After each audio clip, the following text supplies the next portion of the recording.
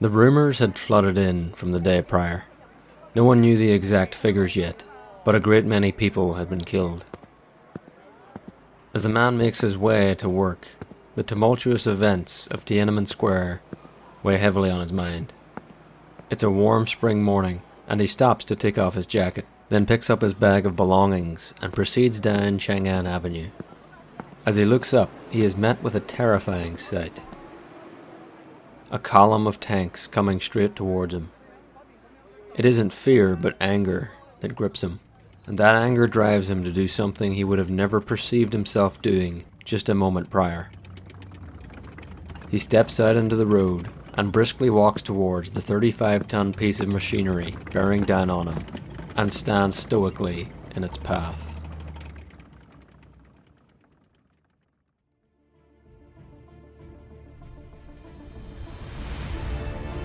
Virtuous Men, a podcast devoted to sharing the lives of men of history, fiction, and today, and the virtues they personify. Welcome to our MINIPOD series. In each episode, we'll share a short story of a key virtue and the man who exemplified it. Welcome to episode 4, The Resistance of Tank Man, hosted by me, Jamie Adams.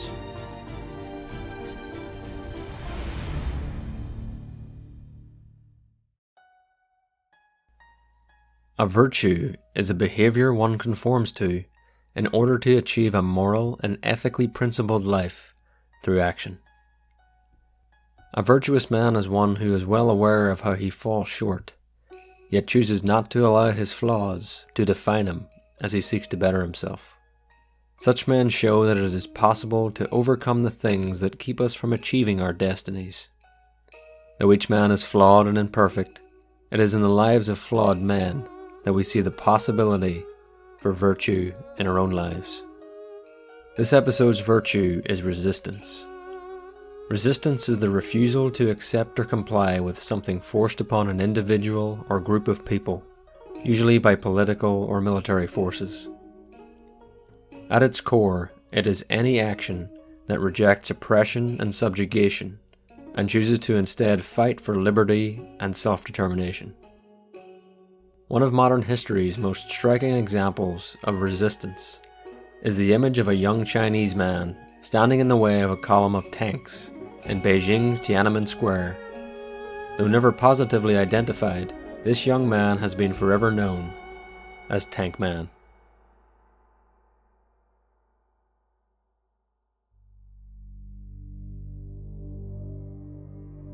China is something of an enigma to this day. It is a nation with a long, proud history.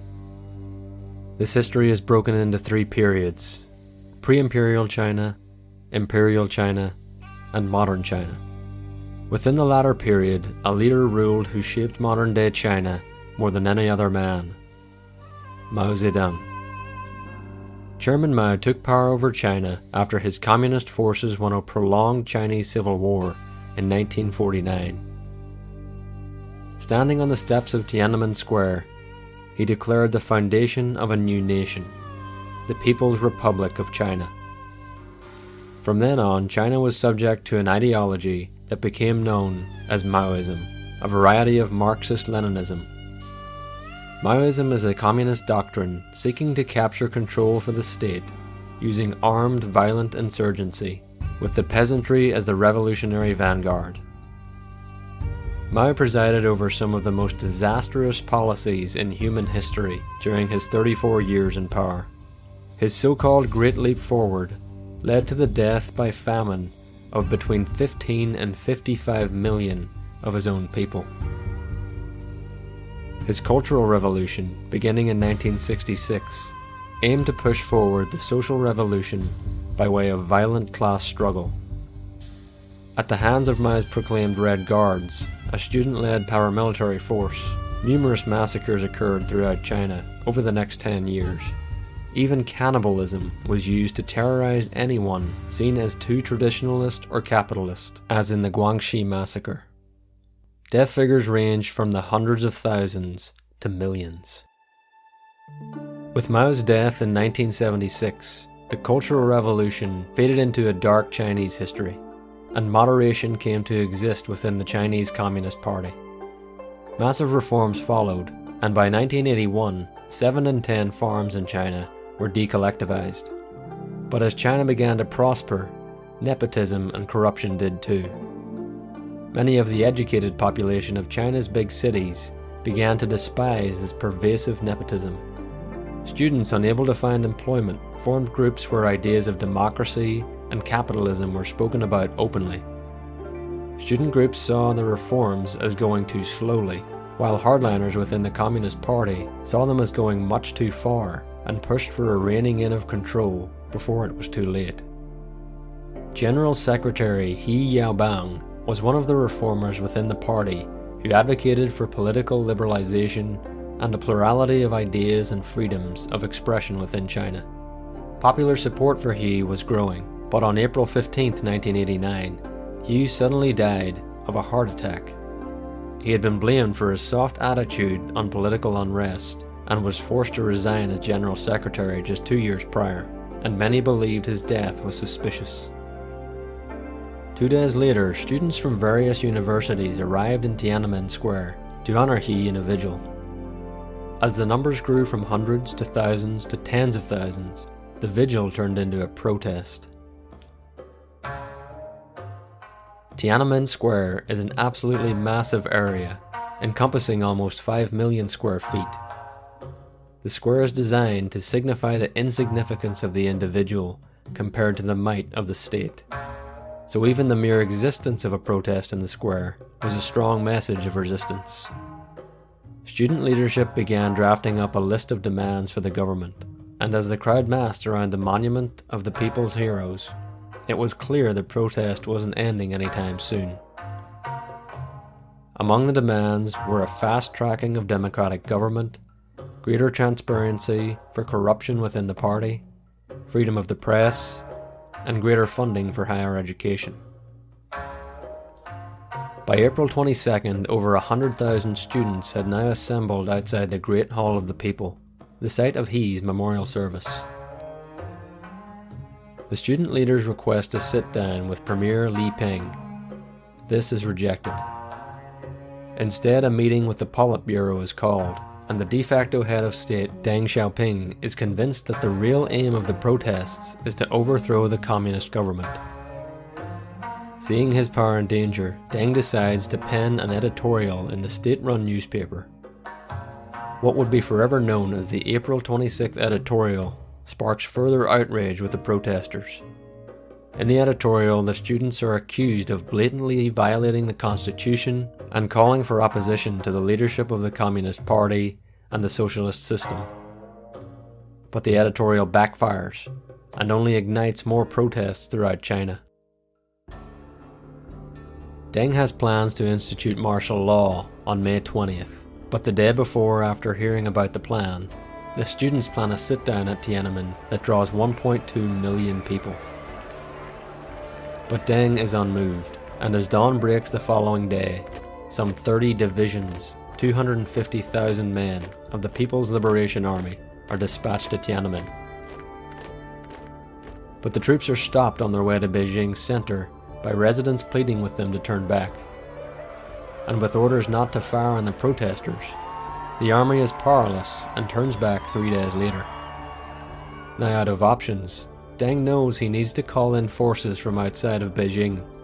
These forces would be less likely to have ties to the protesters and would therefore be less sympathetic to their cause.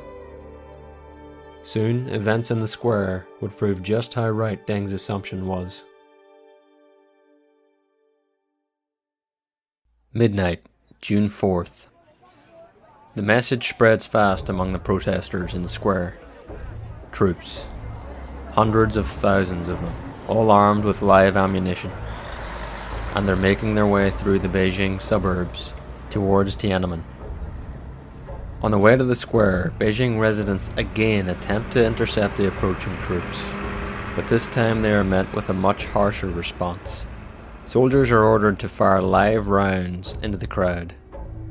As the armoured vehicles approach the fiery barricades set up by the residents, they fire indiscriminately at those out past curfew. At 1 a.m., the troops finally enter Tiananmen Square and await orders. They are told not to fire on the protesters, but at the same time are told that no matter what, the square must be cleared by dawn. No exceptions, no delays. Knowing this, the protest leaders hold a vote, a simple stay or go. But even though the stays vastly outweigh the goes, the leadership orders a retreat from the square immediately to avoid more loss of life. As dawn breaks on June 4th, hundreds of people approach the square once more. Believed to be parents searching for their children who were at the protest the day before, they approach tentatively towards the line of armed PLA troops. Suddenly, a shout goes up over a bullhorn, warning that at the count of 5, the order will be given to open fire. The crowd retreats, but for dozens, it's too late. The line of soldiers open fire on the civilians and shoot them in the back as they flee. About an hour later, the crowd again approaches, and again the soldiers are ordered to open fire. This pattern repeats itself a dozen times throughout the day.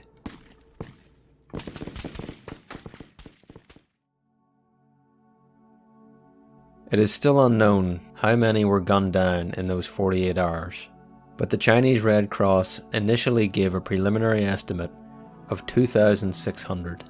This was quickly retracted at the behest of authorities. By early morning on June 5th, the PLA had complete control of Tiananmen Square.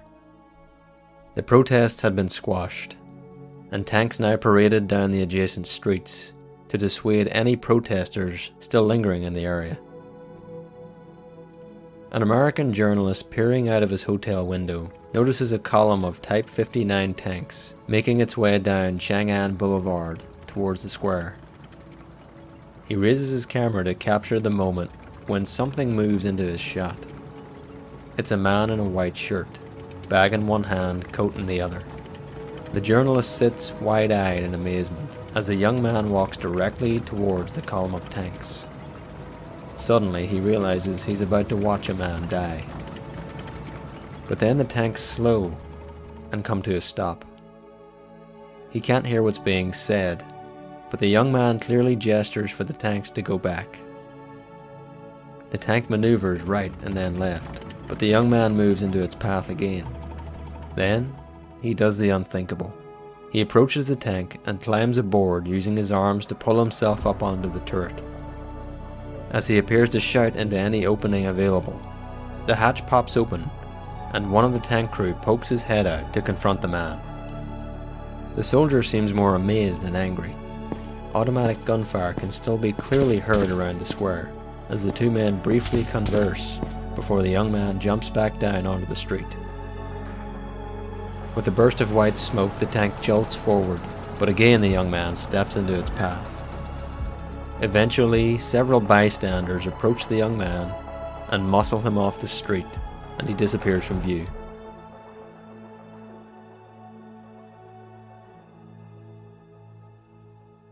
The Chinese Communist Party offered two options after June of 1989. Look the other way with respect to Tiananmen and promise never to question the one-party system again, and will give you economic freedom. Or you can choose to keep fighting for political freedom, and Tiananmen will only be the beginning. The Chinese people made this deal with the devil, and those in the big cities have prospered beyond belief, as the growth in these areas in China has outperformed most of the West. But the same core of the party is still in place. The same leadership that clings to power at all costs. The same leadership willing to lie and sweep truths under the rug for the sake of the party and the expense of the individual.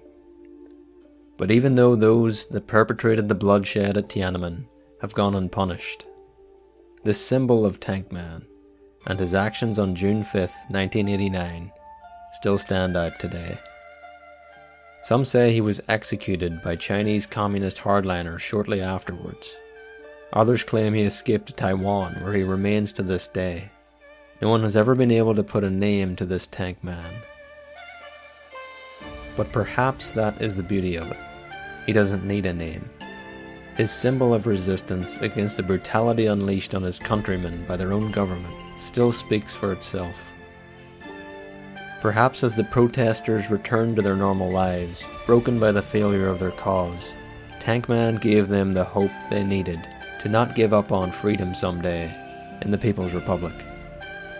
Although the Chinese government continues to censor all images and video of the incident, this one man's act of defiance to the draconian measures taken by government forces is an inspiration to all men to stand up boldly and unrelentingly against all forms of authoritarianism.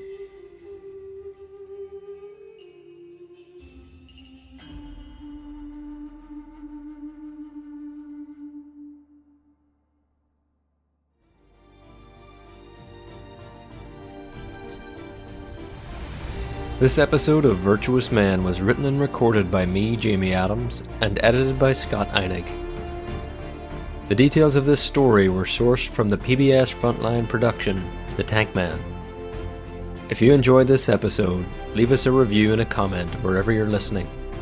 And follow us on our Instagram page at virtuous_man for more stories of virtue like this one.